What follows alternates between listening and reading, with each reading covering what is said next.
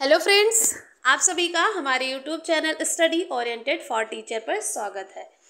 Friends, figure of speech में आज हम एक नई फिगर ऑफ स्पीच को डिस्कस करेंगे जो है एंटीथेसिस।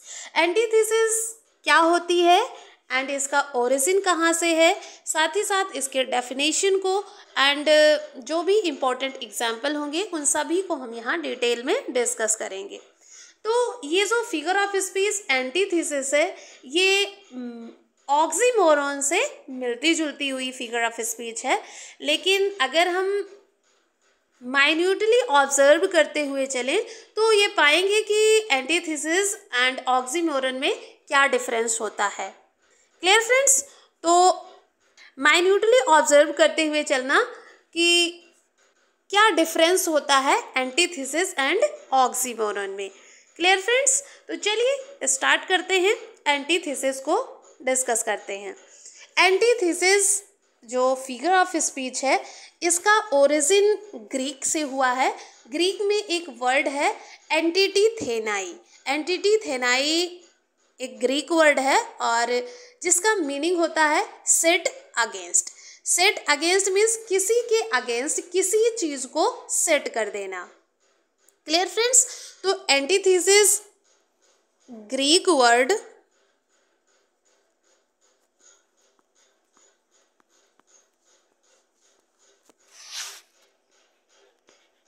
एंटीथेनाई एंड इसका जो मीनिंग होता है वो है सेट अगेंस्ट। Clear friends? किसी के अगेंस्ट किसी चीज को सेट कर देना। क्लियर है? एंड ये जो एंटीथेसिस है ये किस पे बेस्ड फिगर ऑफ स्पीच है?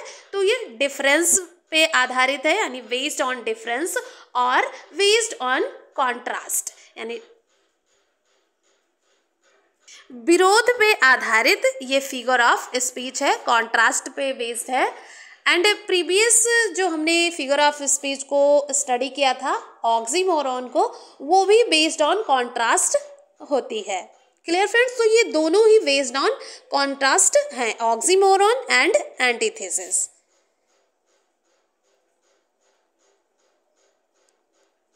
बेस्ड ऑन डिफरेंस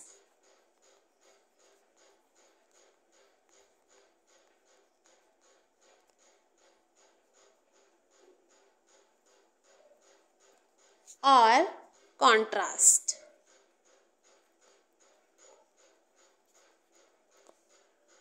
अगर हम बात इसके डेफिनेशन की करें एंटीथेसिस के, तो इसकी क्या डेफिनेशन होगी? Contrasted ideas of words are set against.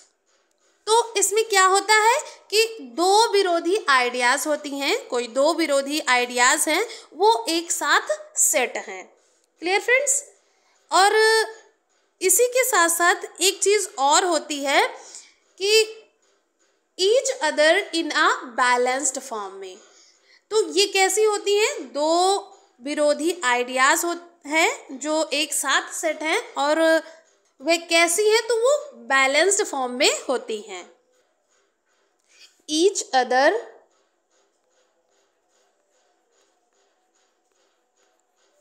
In a balanced form.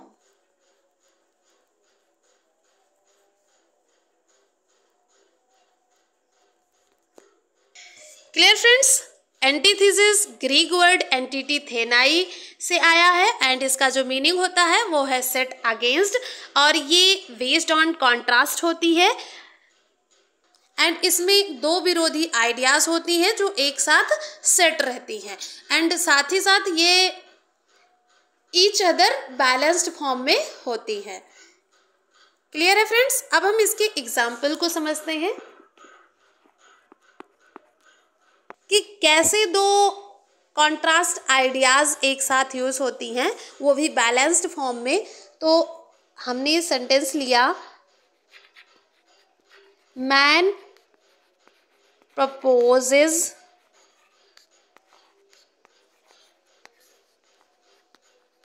God disposes.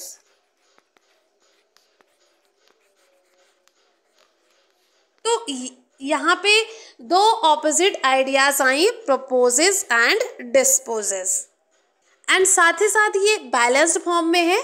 Man proposes, ये एक बैलेंस्ड फॉर्म में हो गया, एंड दूसरा हो गया गॉड डिस्पोजेस। जब हमने मेटाफर को डिस्कस किया था तो वहाँ पे हमने देखा था कि जो दो कॉन्ट्रास्ट आइडियाज़ आ रही थी, यानी जो दो विरोधी आइडियाज़ थी, वो एक ही फ्रेज में यूज़ हो रही थी। बट यहाँ पे दो विरोधी आइडियाज़, यानी जो दो कॉन्ट्रास्ट आइडियाज़ यूज़ हो रही हैं, वो अलग अलग फ्रेज में हो रही हैं। एक फ्रेज हो गया मैन प्रपोजेस एंड दूसरा फ्रेज हुआ गॉड डिस्पोजेस। तो डिफरेंस क्या है एंटीथेसिस एंड ऑक्सीमोरोन में?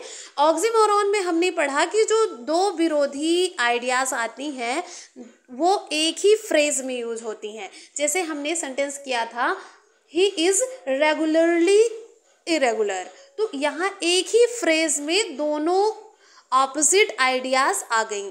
लेकिन जब बात वहीं एंटीथेसिस की होती है तो यहाँ पे दो कॉन्ट्रास्टेड आइडियाज़ जो यूज़ होते हैं वो अलग अलग फ्रेज में होते हैं, जैसे कि man proposes, God disposes. Clear friends? Next sentence देखते हैं, दूसरा example. To err is human, to forgive divine।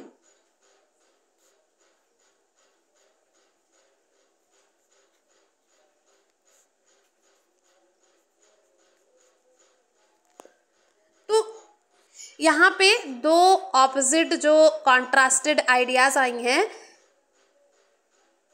वो एरर एंड फॉरगिव में है, एंड दोनों ही अलग अलग फ्रेज में एक बैलेंस्ड फॉर्म में आई हैं। To err is human, human का काम है गलती करना, एंड जो ईश्वर का काम है वो है फॉरगिव करना, यानी माफ़ करना। नेक्स्ट एग्जाम्पल देखते हैं, यूनाइटेड वी स्टैंड,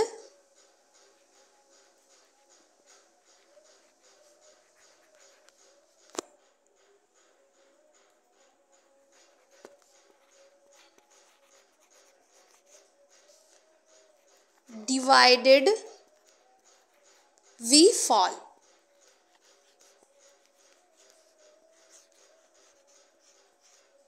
तो यहाँ पे यूनाइटेड एंड डिवाइडेड ये दोनों कॉन्ट्रास्ट हैं, एंड ये दोनों ही एक बैलेंस्ड फॉर्म में आए हैं एंड अलग अलग फ्रेज में आए हैं।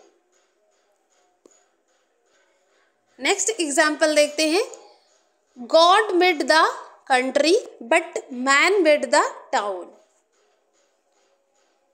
God made the country, यानी कि जो गॉड है उन्होंने कंट्री को बनाया है, लेकिन जो मैन है उसने टाउन को बनाया है, यानी टाउन को बनाया है, द टाउन।